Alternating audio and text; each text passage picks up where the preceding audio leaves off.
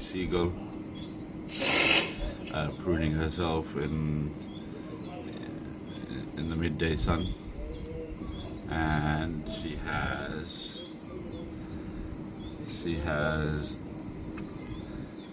three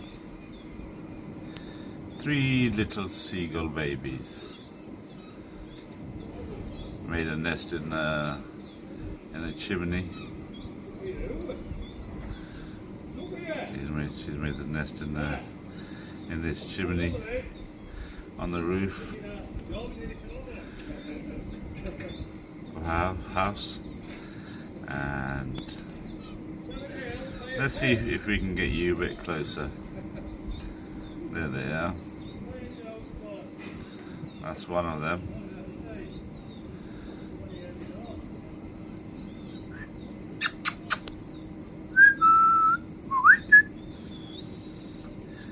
No. And then she goes back to Mummy Seagull.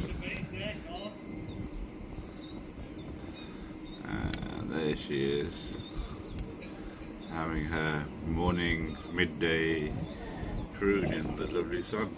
It was raining, you see, earlier, and they must have got wet, so they're just drying themselves off. And there's one over there as well.